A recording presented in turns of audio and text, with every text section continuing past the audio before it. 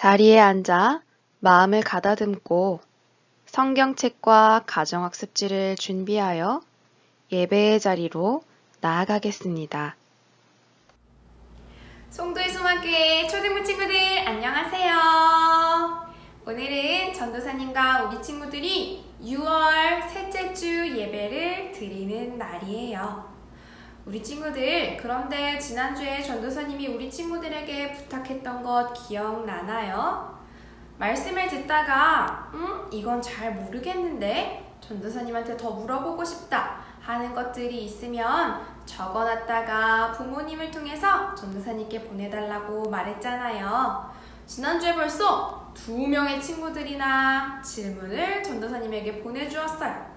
전도사님이 오늘 찬양율동 끝나고 말씀을 시작할 때 그 답을 가르쳐주고 말씀을 시작하려고 해요. 자, 그러면 오늘도 우리의 생각을 다해, 우리의 마음을 다해, 그리고 우리의 시간을 다해 하나님께 예배드리는 시간이 되었으면 좋겠어요. 오늘의 예배를 드리러 준비하시고 슈!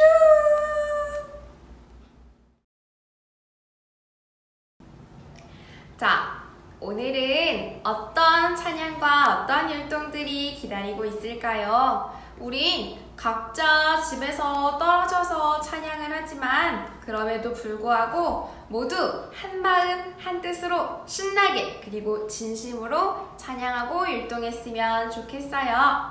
오늘의 첫 번째 곡은 하나님의 최고의 선물이 되는 우리 친구들, 그리고 또 우리 친구들에게 최고의 선물이 되는 우리 가족들 생각하면서 서로를 축복하는 마음으로 이 찬양 불러볼게요. 최고의 선물.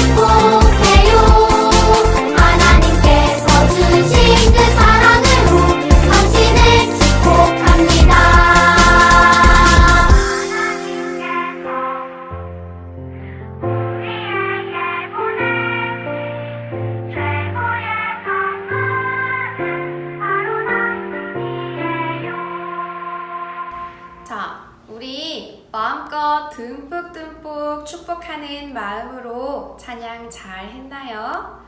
우리는 지금 사도행전 이야기를 배우고 있어요.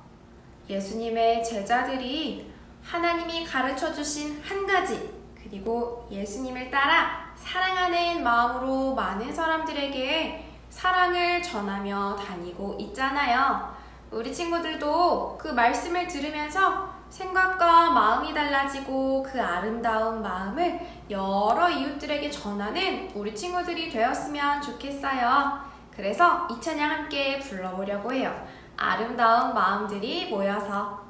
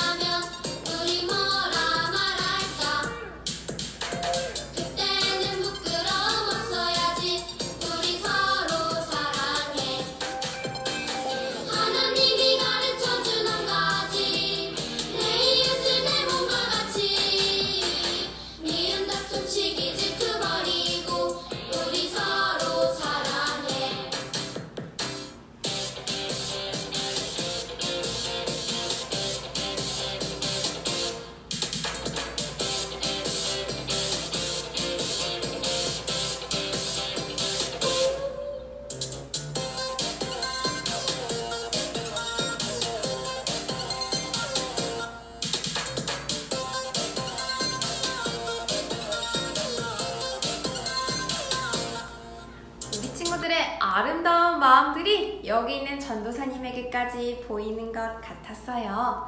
자, 우리 친구들 오늘 함께 들을 말씀과도 관련이 있는 찬양을 하나 가지고 왔는데요. 오늘 들을 말씀은 우리의 생각보다, 우리의 계획보다 훨씬 크신 하나님에 대한 이야기를 들을 거예요. 그래서 우리 친구들이 비록 처음 듣는 찬양이지만 전도사님이 우리 친구들과 함께 신나게 율동하며 찬양하고 싶어서 가지고 온 찬양이에요. 자, 그러면 전도사님 따라서 열심히 율동하고 큰 소리로 찬양해 볼게요. 나의 하나님은 크시도다.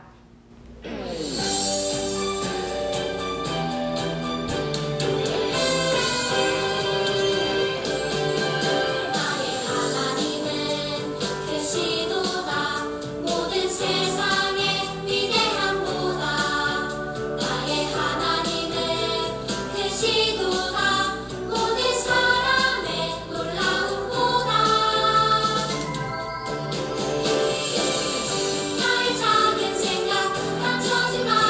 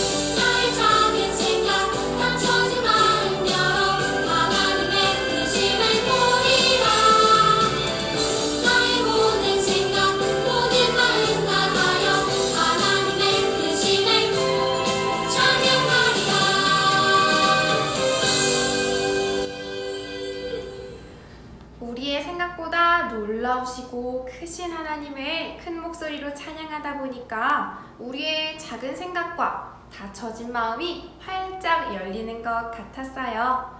자, 우리 이제는 마지막으로 설교 말씀 듣기 전에 우리 친구들이 다 잘 아는 흰눈처럼 양털처럼 함께 찬양할게요.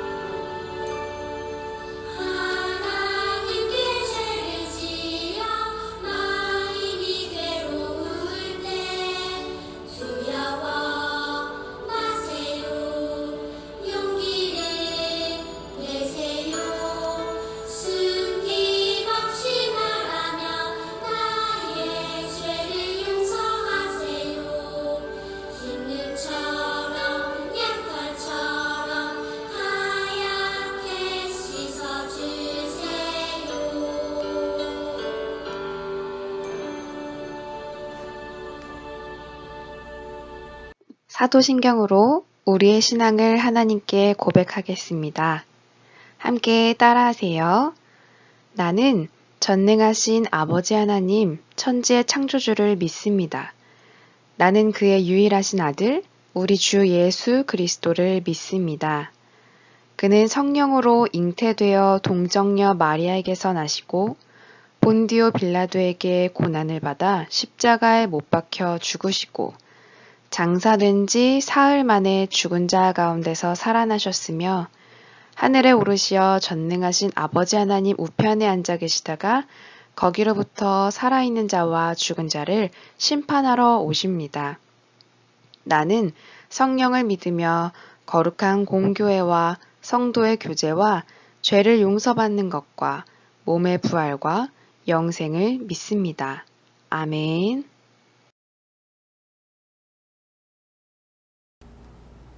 자리에 앉아 마음을 가다듬고 다 함께 임례송 부르심으로 예배의 자리로 더 깊이 나아가겠습니다. 쉿 두 손을 모으고 쉿 두 눈을 꼭 감고 쉿 마음을 모아서 하나님께 예배 드려요. 하나님, 우리의 예배를 받아주세요. 아멘. 오늘의 대표 기도는 각 가정에서 예배를 드리는 우리 어린이들이 준비해 주세요. 우리 친구들이 하나님께 드리고 싶은 이야기를 종이에 적어서 읽어내려가 보면 좋을 것 같아요. 그러면 기도하겠습니다.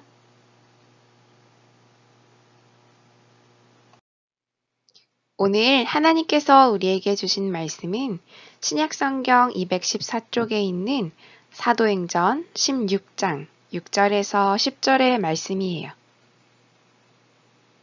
오늘 말씀의 제목은 내 계획이 아닌 하나님의 뜻을 따르기예요. 그러면 전도사님과 함께 오늘의 본문 말씀을 쉬운 성경으로 읽어볼 건데요. 본문 중에 6절과 9절에서 10절의 말씀만 읽어볼게요. 시작!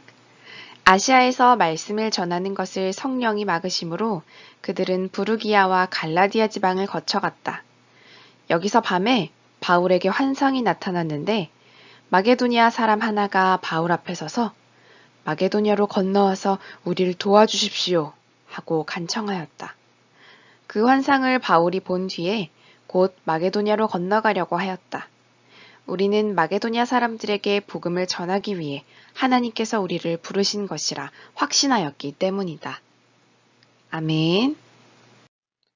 우리 친구들 중에 혹시 다음 날에 할 일을 혹은 일주일 동안 할 일이나 공부할 것들 또 친구와의 약속들을 미리 달력에 적어놓는 친구들이 있나요? 전도사님은 계획을 미리 세우고 지키는 것을 좋아해서 늘 열심히 적곤 해요. 이게 바로 전도사님의 다이어리예요. 정말 많은 것들을 빼곡히 적어놨죠? 자, 그런데 오늘은 성경 이야기 속에서 때로는 사람이 세운 계획을 바꾸시고 또 새로운 방법과 길로 우리를 부르시는 하나님의 이야기를 들어보려고 해요. 우리는 계속해서 사도행전에 나와 있는 바울의 전도 여행 이야기를 듣고 있어요. 바울은 1차 전도 여행을 마치고 다음으로는 할례를 받지 않은 이방인에게도 하나님의 자녀가 될 수 있는 자격이 있다는 결론을 끝으로 예루살렘 회의도 잘 마쳤어요. 다음으로 바울은 어디로 떠났으며 또 누구를 만났을까요? 궁금해요. 바울은 그 다음으로 자기가 가야 할 나라를 계획했어요. 이건 바울의 수첩이에요. 바울이 뭐라고 썼나 한번 함께 볼까요? 다음으로 복음을 전하러 갈 나라, 아시아라고 적혀 있네요. 아, 바울은 아마도 2차 전도 여행으로 아시아를 생각하고 있나 봐요. 우리가 살고 있는 곳이기도 하죠. 바울이 짐을 챙겨서 아시아로 떠나려고 하는데 갑자기 아시아로 가는 길이 모두 막혀버린 게 아니겠어요? 바울은 어쩔 수 없이 잠시 드로아라는 도시에 들러서 잠을 청했어요. 그런데 그날 밤 바울의 꿈에 갑자기 마게도냐 사람 한 명이 나타났어요. 그리고 그 사람은 바울에게 이렇게 말했어요. 우리나라로 와서 우리를 좀 도와주세요. 우리에게 예수님의 복음이 필요해요. 바울은 그제야 깨달았어요. 아, 하나님께서는 내 계획대로 아시아로 가는 것이 아니라 내가 더 필요한 곳으로 나를 보내시려 하는구나. 나는 그 하나님의 뜻을 따라야겠다. 다음날 바로 바울은 하나님의 말씀에 순종하여 드로아를 떠나 마게도냐 나라의 도시인 빌립보에 도착했어요. 그리고 예수님의 복음을 함께 전할 실라도 바울과 함께 했어요. 그들은 빌립보 도시에 도착하자마자 강가에 가서 그곳에 모인 여자들에게 예수님의 이야기를 전하기 시작했어요. 그런데 그때 옷을 만들어 팔던 루디아라는 한 여인이 바울과 실라의 이야기를 듣고 마음이 활짝 열려 예수님을 믿기로 결심했어요. 그리고 루디아는 자신뿐만 아니라 자신의 가족들에게도 예수님을 전했고 루디아와 그 가족들이 모두 바울에게 세례를 받게 되었어요. 다음날 바울과 실라는 길을 가다 우연히 점을 치는 한 무당 여인을 만났어요. 무당은 귀신이 몸에 들어와 대신해서 사람들의 앞날을 말해주는 일을 하는 사람이에요. 그런데 이 무당 여인이 바울과 실라를 보자마자 깜짝 놀라 두려워하며 큰 소리로 외쳤어요. 저 사람들은 가장 높은 신 하나님이 보낸 사람들이다. 저들은 우리가 구원받는 방법을 가르쳐줄 자들이란 말이다. 무당 여인이 계속해서 바울과 실라를 따라다니며 소리치자 바울은 너무 시끄럽기도 하고 힘들기도 하고 또 그 여인이 불쌍하기도 했어요. 바울은 무당 여인에게 다가가 기도하며 이렇게 외쳤어요. 예수 그리스도의 이름으로 명하노니 귀신아 여자의 몸에서 즉시 나오거라. 바울이 명령하자 여인의 몸속에 있던 귀신은 두려움에 떨며 한 걸음에 도망가 버렸어요. 여인은 다시 마음의 행복과 평화를 찾게 되었어요. 그런데 이를 지켜보던 무당의 관리인이었던 아저씨가 큰 화를 냈어요. 이 사람은 이 무당이 사람들에게 미래를 점쳐주며 받는 돈을 자신이 가져가는 주인이었기 때문에 더 이상 이 여자를 통해 돈을 벌지 못하게 되자 화가 머리끝까지 났던 거예요. 그리고 이 주인 아저씨는 바울과 실라를 붙잡아 사람이 많은 곳으로 끌고 왔어요. 그리고 사람들 앞에서 이렇게 말했어요. 저 유대인들이 괜히 남의 땅에 들어와서 우리와 상관없는 이상한 신을 믿으라고 하며 우리나라를 어지럽히고 있지 않습니까? 우리는 더 이상 저자들의 헛소리를 들어줄 수 없습니다. 우리 어서 힘을 합쳐 저자들을 감옥에 가둬버립시다. 바울과 실라는 아무런 잘못도 저지르지 않았지만 빌립보 도시에서 예수님의 복음을 전했다는 이유만으로 미움을 받아 억울하게 감옥에 갇히는 신세가 되었어요. 하지만 바울과 실라는 하나님을 원망하지 않고 감옥 안에서 계속해서 하나님을 신뢰하며 하나님을 찬양하기 시작했어요. 그러자 놀라운 일이 벌어졌어요. 간밤에 큰 지진이 일어나더니 굳게 닫혀있던 감옥문이 열리고 바울과 실라를 묶어두었던 수갑도 풀어지는 게 아니겠어요? 그런데 그때 감옥을 지키고 있던 간수가 깜짝 놀라 달려와 말했어요. 정말 당신들이 믿는 그 하나님이 당신들을 지켜주었군요. 그렇다면 나도 하나님을 믿고 싶어요. 어떻게 하면 하나님을 믿을 수 있을까요? 바울과 실라는 곧장 간수와 함께 간수의 집으로 들어가 그 가족들에게도 예수님의 이야기를 전해주었어요. 그 이야기를 들은 간수와 가족들은 그 자리에서 모두 세례를 받고 예수님을 믿게 되었답니다. 자, 친구들, 정말 놀라운 이야기 아니에요? 바울이 계획하지도 않았던 곳이지만 하나님께서는 바울이 꼭 필요한 곳으로 바울을 불러주셨어요. 또 하나님께서는 바울과 실라를 빌립보에 보내시고 난 후에도 끝까지 그들을 항상 언제나 어디에서나 돌보아 주시고 지켜주셨어요. 그리고 그곳에서 예수님의 복음을 꼭 필요로 하는 여러 사람들을 만나게 하시고 많은 사람들이 바울을 통해 아름답게 변화되는 것을 보여주셨잖아요. 우리는 때론 나의 생각대로, 나의 경험대로, 그리고 나의 마음대로 앞으로의 계획을 정하기도 해요. 하지만 하나님께서는 더욱 우리가 가야 할 곳, 우리에게 필요한 곳, 가장 멋지고 좋은 계획으로 우리를 불러주시는 분이에요. 그렇기에 우리 송도의 소망교회 초등부 친구들은 어떤 일을 정할 때 늘 먼저 기도로 하나님께 물어보고 하나님의 뜻에 귀를 기울이며 정해가는 친구들이 되었으면 좋겠어요. 물론 전도사님도 매일 그렇게 하려고 노력할게요. 우리 친구들도 어렵겠지만 매일매일 연습하기로 전도사님과 약속해요. 알겠죠? 전도사님이 기도함으로 오늘의 설교 말씀을 마칠게요. 손 모으고 두 눈을 꼭 감고 기도하겠습니다. 하나님, 하나님이 불러주시는 길은 그 어떤 길보다 멋지고 하나님이 보내주시는 곳은 그 어떤 곳보다 안전하고 하나님이 만나게 해주시는 사람은 그 어떤 만남보다 아름답다는 것을 우리 친구들이 깨달을 수 있게 해주세요. 그래서 우리 친구들이 어떤 일을 할 때 항상 하나님께 먼저 물어보며 한 발 한 발 나아가는 그리스도인으로 자라나게 해주세요. 예수님의 이름으로 기도드렸습니다. 아멘. 우리 감사해요 주님 찬양하면서 하나님께 준비한 헌금을 드릴게요. 감사해요 주님 모든 것 주심을 내 삶의 풍성함과 나의 마음의 만족을 주신 주님께 감사드려요. 기쁨에 감사드려요.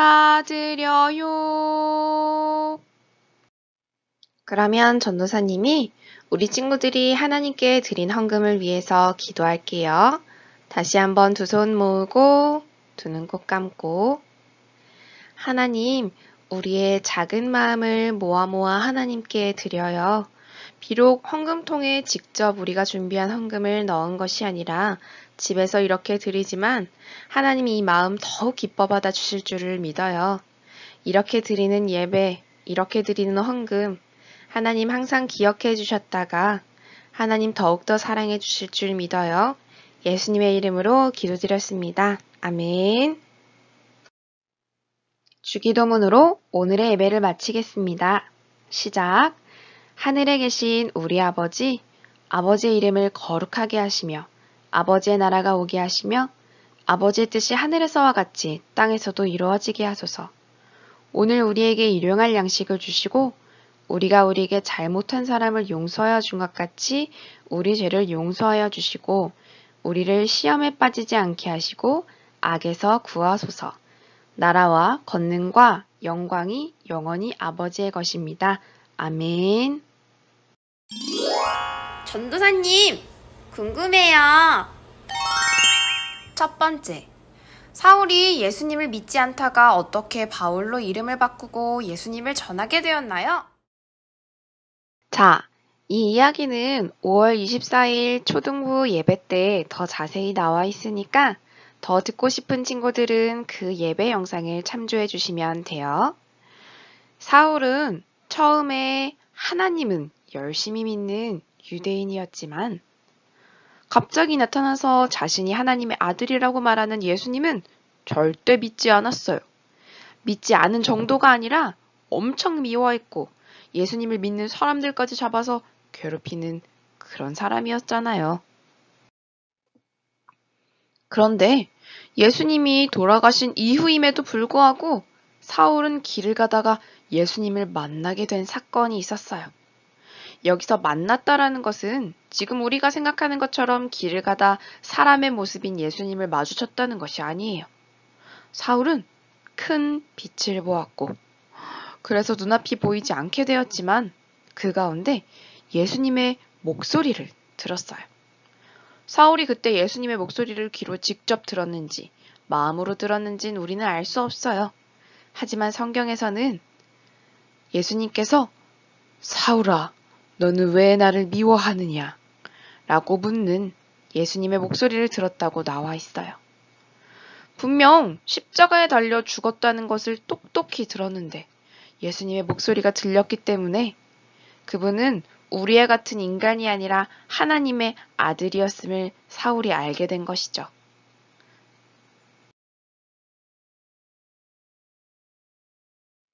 그때 사울은 지금까지 예수님을 미워했던 눈이 아니라 새로운 눈으로 예수님을 바라보니 예수님을 사랑하게 되었고 지금껏 예수님의 이야기를 모두 믿게 되었어요.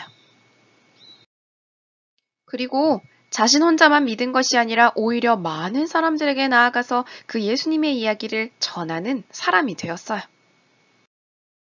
그런데 예수님을 열심히 전하다 보니까 이스라엘이 아닌 다른 나라에 가서도 예수님을 전하고 싶은 뜨거운 마음이 생겼어요.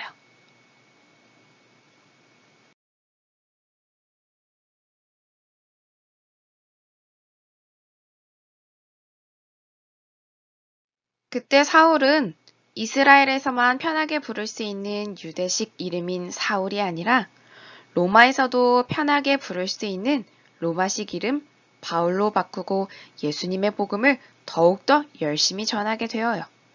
자, 친구들 이제 사울이 어떻게 하다가 예수님을 믿게 되었고 왜 이름을 바울로 바꾸어서 예수님을 전하게 되었는지 잘 알겠죠? 두 번째, 왜 할례는 아기의 중요한 부분의 살을 잘라내는 거예요? 일단 이 질문에 답을 하려면 왜 이스라엘 사람들에게 할례라는 관습이 생겨났는지부터 이야기를 해야 해요. 할례는 하나님이 이스라엘 사람들에게 꼭꼭 지키라고 명령하신 율법이었어요. 왜 이런 율법을 만드셨냐면요. 이스라엘 사람들과 하나님 사이에 너는 내 백성이다. 하나님은 나의 하나님이에요. 라고 약속한 것을 눈으로 확인할 표시가 필요했기 때문이에요. 이 표시는 사람들이 눈으로 확인할 필요도 있지만 자신의 몸에 새긴 표시를 보며 내가 하나님의 백성입니다. 라는 것을 매일 기억하고 고백할 수 있기 때문에 필요했던 것이에요. 할례는 태어난 지 8일 된 남자 아기의 성기의 끝부분을 조금 칼로 잘라내는 방식이었어요. 여기에는 두 가지의 의미가 있었어요. 사람의 몸에 칼을 대면 어쨌든 피가 흐를 수밖에 없잖아요. 이때 피는요, 하나님께 피의 약속을 드리는 의미이기도 했어요. 당시 이스라엘 사람들은 동물의 피로 하나님 앞에 죄를 용서받고 제사를 드렸잖아요. 이렇게 하나님과 인간 사이에 피를 통해서 하는 약속은 엄청 중요한 약속이었어요. 또 다른 의미는 할례를 하는 것은 당시 그 시기에 남자아이에게 몸을 더 건강하고 깨끗하게 유지할 수 있는 방법이기도 했어요. 성기의 껍데기 끝부분을 잘라냄으로써 거기에 있는 세균을 같이 없앨 수 있었거든요. 그래서 어쩌면 하나님은 약속의 의미에 더해서 이스라엘 백성들의 몸의 건강을 위해서도 이 할례라는 율법을 만들어주신 것이 아닐까요? 이렇게 할례란 이스라엘 백성들이 하나님의 거룩한 백성이라는 것을 나타내는 중요한 예식이 된 거예요. 하지만 시간이 오래 흘러 신약 시대에 와서는 이 할례가 유대인들 사이에서 할례를 한 사람, 그리고 할례를 하지 않은 사람으로 나누어 버리면서 하나님의 백성인지 아닌지를 나눠버리는 심판의 잣대가 되어버린 거예요. 그러나 예수님이 이 땅에 오신 후부터는 할례를 받은 자만 하나님의 백성이 되는 것이 아니라 예수님을 믿기로 약속하고 또 물로 세례를 받은 사람은 언제나 하나님의 자녀가 될 수 있게 되었어요.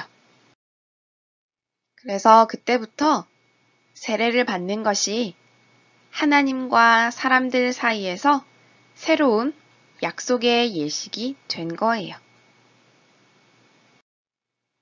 그런데 우리 친구들이 한 가지 기억했으면 좋겠어요. 오늘날에도 그렇다면 이 할례를 받아야 하나요? 아니에요. 이 할례는 이제 유대인들이 사는 나라의 풍습으로 전해지고 있어요. 그것은 지역적인 특성이기 때문에 세계에 사는 모든 하나님을 믿는 사람들이 다 할례를 받아야 되는 것은 아니에요. 그리고 이 할례 때문에 요즘은 이것을 계속 받아야 되나 말아야 되나 여러 가지 논쟁이 각 나라에서 일어나고 있어요. 그렇기 때문에 오늘날에도 할례를 받아야 되냐는 질문에는 아니라고 대답할 수 있을 것 같아요. 자, 이제 친구들 궁금함이 조금 풀렸나요? 궁금해요 코너는 다음 주에 또 돌아올게요. 안녕. 오늘도 우리 생각을 다해 마음을 다해 하나님께 신령과 진정으로 예배드리는 초등부 친구들이 되었나요? 그랬을 거라고 믿어요. 우리 친구들 이렇게 시간을 다해 마음을 다해 하나님께 예배드리는 시간이 너무너무 소중해요. 자, 벌써 다음 주면 6월 마지막 주 예배를 드리고요. 우리가 새로운 공과책을 또 받게 되어요. 그리고 우리 7월달이 되면 꼭 같이 만나서 예배를 드릴 수 있었으면 좋겠어요. 전도사님도 그렇게 될 수 있도록 열심히 기도하고 소망하며 기다릴게요. 그러면 우리 다음 주 예배 때 또 만나요. 안녕!